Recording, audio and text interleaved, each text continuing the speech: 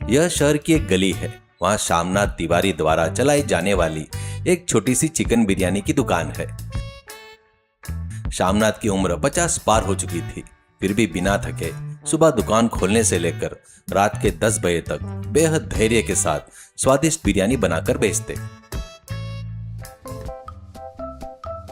उनके 2 बेटे हैं, बड़ा बेटा अमन और छोटा बेटा नमन। अमन की डिग्री खत्म होते ही वह दुकान पर आकर बैठ जाता और रोज अपने पिता की बिरयानी पकाने में और ग्राहकों को परोसने में मदद करता। साथ ही वह आईपीएस की परीक्षा की तैयारी भी कर रहा था। चाहे जो भी हो जाए, आईपीएस ऑफिस बनना ही इसी जिद के साथ वह दुनिया को भूलकर पढ़ाई पढ़ाई और केवल पढ़ाई में लगा रहता। इसके लिए बिना सिर उठाए वह आने वाली परीक्षा के लिए दिन रात मेहनत करते रहता। कभी कभी तो वह सुबह सुबह ही पिता के साथ दुकान पर आ जाता और दुकान के बाहर बनी छोटे से चबूतरे पर बैठकर ध्यान लगाकर पढ़ाई में डूब जाता। दोपहर में दुकान के बाहर के परिसर में मेज कुर्सियां लगाकर वह खाना परोसा जाता। अमन बिरयानी परोसने में भी अपने पिता की मदद करता। वहीं दूसरी ओर छोटा बेटा नमन इंटरमीडिएट में फेल होकर आवारागर्दी करने के अलावा पिता की मदद के लिए दुकान पर बैठने का विचार भी अपने दिमाग में नहीं लाता। कभी कभी शामनाथ अपने बड़े बेटे से कहते, मुझे पूरा विश्वास है अमन तुम कामयाब हो जाओगे, लेकिन तुम्हारे छोटे भाई की चिंता सताती है। तुम तो पुलिस ऑफिसर बनकर अच्छी जिंदगी गुजार लोगे, लेकिन पढ़ाई को मन न लगाने वाला नमन अपनी जिंदगी कैसे चलाएगा बेटा? उसके इस नासमझी और अस्थिर व्यवहार को देखकर उसकी जिंदगी उस पर ही भारी पड़ जाएगी। पिताजी आप चिंता मत कीजिए, मैं हूं ना, उसे कोई परेशानी नहीं होने दूंगा, मैं सब संभालूंगा, ऐसा धैर्य के साथ कहता है। अरे ओ नमन, तुम्हारा बड़ा भाई तो बड़ा अफसर बन ही जाएगा। जब तक मुझ में हिम्मत है तो मेरे साथ दुकान पर टिक कर बैठकर व्यापार क्यों नहीं सीख लेते? बिना किसी काम के दोस्तों के साथ घूम घूम कर यूं समय बर्बाद करोगे तो आगे क्या होगा? अरे छी, क्या मैं यहाँ दिन भर पसीना बहाकर बिरयानी बेचूं क्या? मुझे 5 लाख रुपए दो, मैं बड़े बाजार में एक बढ़िया पिज्जा बर्गर का कैफे खोलूंगा। देखना कॉलेज के छात्र उमड़ पड़ जाएंगे मेरी दुकान पर। 5 लाख रुपए क्या? इतने पैसे मेरे पास कहाँ से आएंगे रे? रोज की बिरयानी बेचकर जो मिलता है उसी से घर चला रहा हूँ। जैसे तैसे तुम्हारे बड़े भाई को डिग्री करवाई है, सोचा था तुम भी डिग्री करके बैंक की नौकरी कर लोगे और सेटल हो जाओगे, लेकिन मुझे पता नहीं था तुम इतने गैर जिम्मेदार बन जाओगे। हाँ, मुझे तो पहले से ही पता था कि आप मुझे पैसे नहीं देंगे। आपका सारा प्यार तो अमन के लिए ही है। ठीक है, फिर मैं कोई चोरी चकारी करके लूटपाट करके पैसे जुटा लूंगा और अपना पिज्जा बर्गर कैफे खोल लूंगा। शामनाथ उसका जवाब सुनकर चुपचाप दुखी होता है।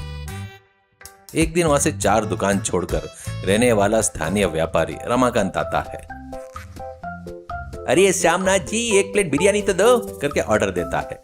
खाने के प्रति उसका प्रेम बाकी सभी बातों से ऊपर था। आइए रमाकांत जी, आपके लिए ही ताजा चिकन डालकर बिरयानी बनाई है। आप तो नियम से इस समय पर आ ही जाते हैं ना। श्यामनाथ गर्मा गर्म बिरयानी के प्लेट उसके आगे बढ़ाता है। श्यामनाथ जी, आपकी बिरयानी की खुशबू से पेट ही भर जाता है। मुझे तो बहुत तेज भूख लगी है, लेकिन आज सुबह से बोनी तक नहीं हुई बाबा। मेरी जेब में 1 रुपया तक नहीं है। अरे कोई बात नहीं रमाकांत जी, आप पहले आराम से बैठकर खाइए। रमाकांत पहला निवाला मुंह में डालते ही मगन हो गया। अरे ये वाह, इसका स्वाद के आगे तो लखनऊ के नवाब भी नस्तमस्तक हो जाएंगे बाबा। वैसे श्यामनाथ जी, आपका बेटा अमन क्या हमेशा किताबें में सिर खपाए रहता है? वैसे भी आज के जमाने में पढ़े लिखे लोगों को नौकरियां कहाँ मिलती है बाबा? आंखों में दर्द होने तक पढ़ाई करके प्रथम श्रेणी में पास भी हो जाए तब भी किसी क्लर्क की नौकरी ही अटकेगी। इससे तो अच्छा है कि आपका बेटा इस बिरयानी के धंधे में आपकी मदद करे, जिससे आपको भी थोड़ा आराम मिल जाए ना बाबा। इन दोनों के बीच की बातचीत एक कान से सुन रहा अमन किताब बंद करता है।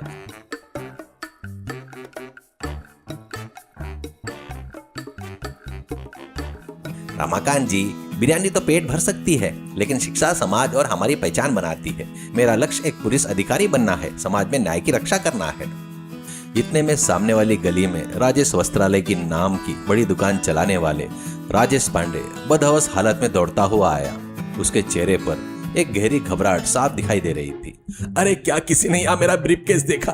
1 घंटे पहले यहाँ बिरयानी खाने आया था, तभी एक अर्जेंट फोन आया। मैं जल्दबाजी में अपना ब्रीफकेस यहीं भूलकर चला गया। उसमें मुंबई से माल की डिलीवरी देने आए टेक्सटाइल एजेंट को देने के लिए 5 लाख रुपए के नगद थे। मेरी दुकान पर एजेंट इंतजार कर रहा है। पांडे जी, आप शांत हो जाइए। हम सब यहीं थे, लेकिन किसी ने आपका ब्रीफकेस ले जाते हुए नहीं देखा। अरे नहीं देखा, या तुम तीनों के अलावा और कौन था? अमन, तुम इतनी बड़ी पढ़ाई कर रहे हो ना, तुम्हारे पिताजी को पैसे की जरूरत है। क्या तुम लोगों ने ही मेरा ब्रीफकेस छुपा कर ये नाटक रचा है? अरे पांडे जी, आप ही वो ब्रीफकेस ले जाकर कहीं और भूल गए होंगे, कृपया हम पर शक मत कीजिए। अरे ये पांडे जी, शाम जी तो एक छोटा सा होटल चलाकर बच्चों को पढ़ा लिखा कर अच्छा आदमी बनाने का सपना देख रही है। ये बहुत भले इंसान है। और रही बात मेरी, मैं तो एक छोटी सी दुकान वाला हूँ। इतने बड़े से आप मुझ पर शक करेंगे क्या? मैं तो बस खाने का शौकीन हूँ, चोर नहीं बाबा। अरे हाँ, अभी थोड़ी देर पहले मैं जब यहाँ आ रहा था ना बाबा, तो एक लड़का बिल्कुल रामनाथ के बेटे जैसा दिख रहा था। मैंने उसे बाहर जाते देखा था। उसका नाम शायद नमन है। क्या वही था श्यामनाथ जी? हाँ, वो मेरा बेटा ही है, लेकिन उसकी माँ ने आज खाने में केवल चटनी बनाई थी, इसलिए वो गुस्से में आकर यहाँ बिरयानी खाकर अब ये भी गया है। अच्छा, तो तुम्हारा वह छोटा बेटा वही नमन, जिसके पास कोई काम धंधा नहीं है और वो रोज आवारा घूमता है। एक बार तुमने मुझसे उसे अपनी दुकान पर सेल्समैन को रखने की सिफारिश की थी ना? हाँ जरूर, उसने मेरा ब्रीफकेस उड़ाया होगा। मैं अभी पुलिस को फोन करता हूँ और तुम सबकी तलाशी करवाता हूँ। अगर मेरे पैसे नहीं मिले तो मैं सबकी दुकान यहाँ से हटवा दूंगा। राजेश पांडे की धमकी सुनकर सामनाथ की आंखों में आंसू आ गए। वे सिर झुकाकर चुपचाप खड़े थे। तभी अमन, एक भावी आईपीएस अधिकारी की पैनी में पार की नजर के साथ आगे आता है। पांडे जी रुकिए, पुलिस को फोन मत कीजिए। आपका ब्रीफकेस कहाँ है और किसने लिया है, यह मैं इन्वेस्टिगेशन करता हूँ। अमन वहां से हटकर जमीन पर निशान को खंगालते हुए एक चक्कर लगाता है और वापस आता है। आपके ब्रीफकेस का सुराग मिल गया है। अरे अमन, तुम तो कब से किताब में डूबे थे ना, तुम्हें ब्रीफकेस के बारे में कैसे पता चला बाबा? आंखें भले ही किताब पर हो, लेकिन आसपास हो रही हर हलचल पर नजर रखना ही एक इन्वेस्टिगेशन का पहला गुण होता है। फिर वह व्यापारी पांडे की तरफ बढ़ते हुए, पांडे जी, पहला क्लो, आपके दाहिने जूते पर पीले रंग का बिरयानी का मसाले का दाग है। यह दाग दुकान के बगल में 600 गज की दूरी पर रखे डस्टबिन के पास का लग रहा है। यहाँ जो लोग भी बिरयानी खाते हैं वो हाथ धोने के लिए डस्टबिन के पास छोटे सिंक के पास जाते हैं। आप भी बिरयानी खाते खाते फोन पर बात करते हुए उस डस्टबिन तक गए थे। वहीं आपके जूते पर बिरयानी का पीला मसाला लगा है ना?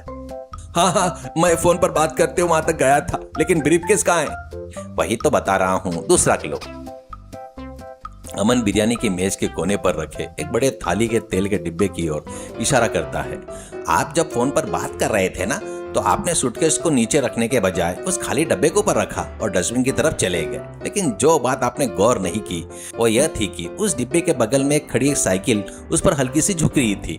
जब बिरयानी खाकर जाता हुआ एक ग्राहक अपनी साइकिल निकालने लगा तो डब्बा थोड़ा सा हिला और आपका सूटकेस उस डिब्बे के पीछे रखे पुराने खाली ड्रम में जा गिरा। मेरे अंदाज से आपका ब्रीफकेस उस ड्रम के अंदर या उसके बगल में गिरा होना चाहिए। चलिए चलकर देखते हैं।